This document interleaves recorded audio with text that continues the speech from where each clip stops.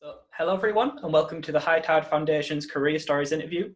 We hope these interviews will get you to have a look behind businesses around the local area. Well, on this one, it isn't a local area, it's a bit further afield. But you get a look behind people's career stories and how they've got to where they are. So today, I'm Owen Brennan, and I'm here with Richard Cole-Mackintosh from the Shipwrights company. Hello, Richard. Hello, Owen. Hello. So, first of all, could you tell us a little bit about yourself and what the Shipwrights company actually does?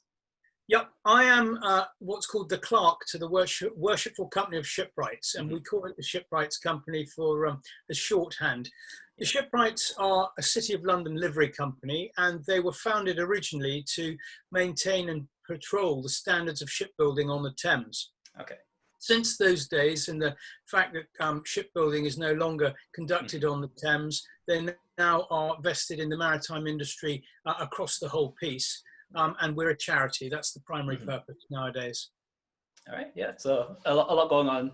So it's changed over the years. It's been a company for a long time, and it's kind of adapted with where it's gone. Yeah. All right, so thinking back to when you grew up, did you see yourself in this kind of industry, or was it something completely different?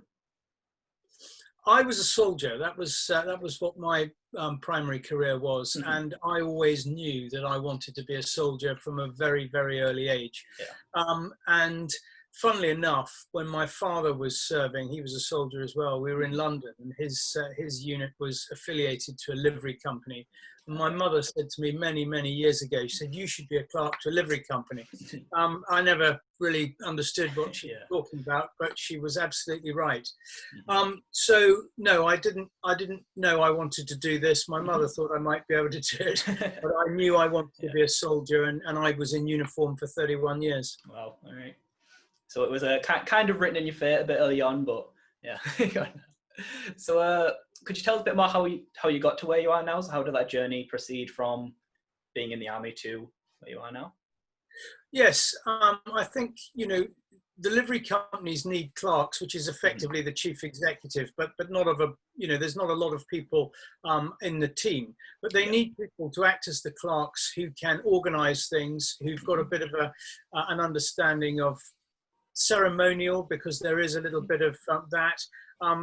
They've got to be able to interact with people, and I think that it sort of played to what I considered my skill sets. So I saw the job, it really interested me, and I applied for it and was lucky enough to get it. But as I say, I think it was the training that I got in the army and the experiences that I had in the army that were of value to the company. There are things in the army that I didn't do, which I have to do now. And at my experience in the army, I didn't have a discretionary budget. I theoretically had budgets that I was running, but they were pretty non-discretionary. For instance, when I was at Sandhurst and working on the training there, I theoretically had a budget, but if you're going to train a young officer cadet, you've got to give him the clothing, the ammunition, the food to enable him to do it. So it wasn't discretionary. Then when I left the army, I went and ran a little training venture in the Middle East, and that did have a discretionary budget. It was very small, but that sort of taught me a little bit about it. Yeah, so it's picking up those skills along the way that you eventually applied into this role now. That's exactly it, and also capitalising on skills that I already had. And there are lots of things that I've learnt in this job that I never thought I'd have anything to do with, but it's been fascinating. That's great. So could you tell us a bit more about your specific job role now and what you do on a day-to-day basis? Yes, as I say, I'm called the Clerk, and the Clerk is the chief executive of the company. There are 110 livery companies in London, covering all sorts of different organisations, from grocers, to bricklayers and that sort of thing. There, every industry. And if you think to the City and Guilds qualifications, they originated in the city, and every livery company was formed because it was basically a body looking after the standards in their particular trade.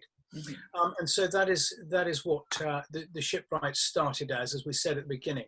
We've got a membership of about 800 in total, and we have a number of two main grades of member: a freeman, and then a liveryman. And a liveryman means that they can wear, they're clothed in the livery of the company, the colours of the company.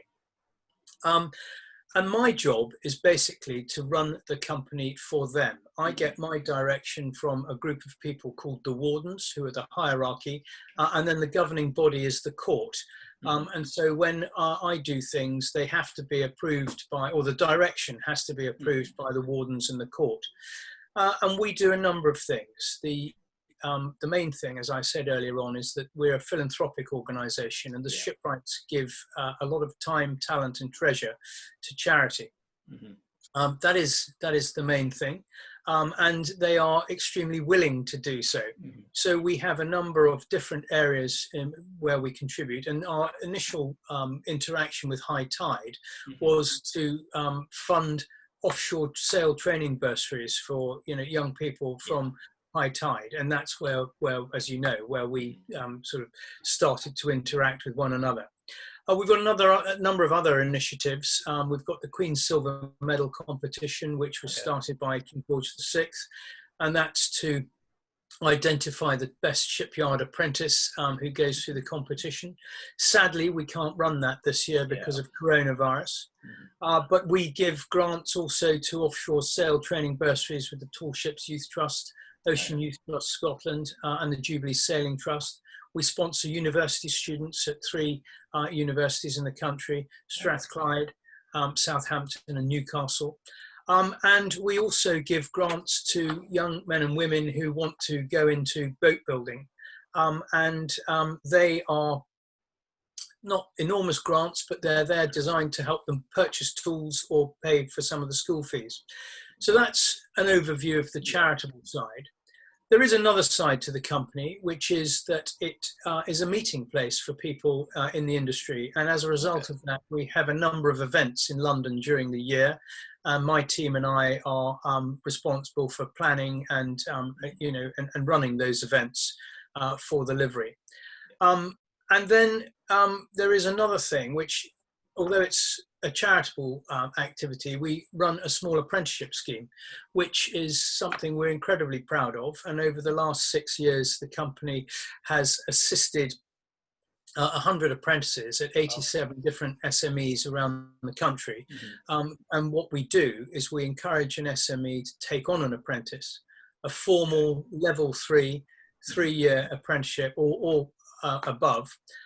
And using money that we've had from Lloyd's Register Foundation and now from the company and our own fundraising, we have been able to put these young men and women through an apprenticeship or get them to start an apprenticeship, which assists not only the individual, but it assists the small business and, of course, the local area. So that's something we're incredibly proud of. It sounds great. It's a lot of work going in there and a lot of different helping out around the industry in different areas.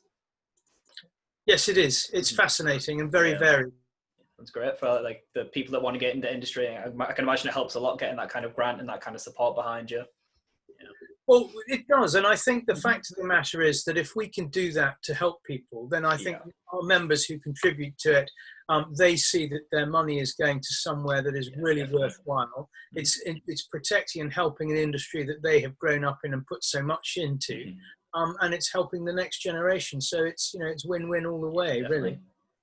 So now going on to a bit of the future. So what are some of your personal plans for the future, as well as the business going forward and what you're looking to do next?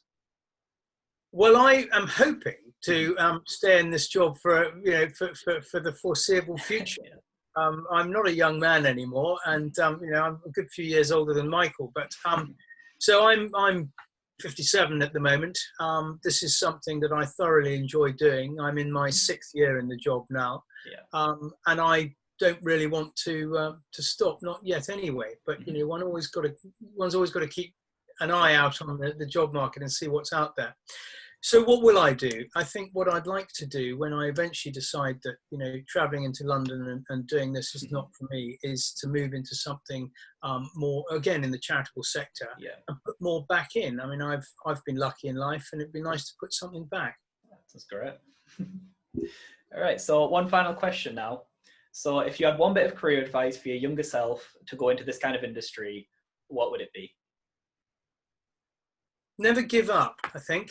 I think the things that have meant the most to me in my career and also in my personal life are not necessarily the things that came easily. In fact, they're the things that perhaps I had to, I had to try really hard and maybe didn't get the first time. I mean, I'd be lying if I said everything's come easily. It hasn't.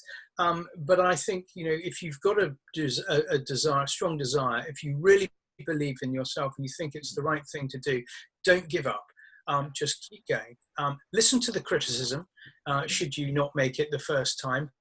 Take on board the advice that you're given, and then repackage yourself so that you can achieve that goal, because it's well worth it. And actually, sometimes getting something at the second attempt makes it all the sweeter. Yeah, that's great advice, definitely.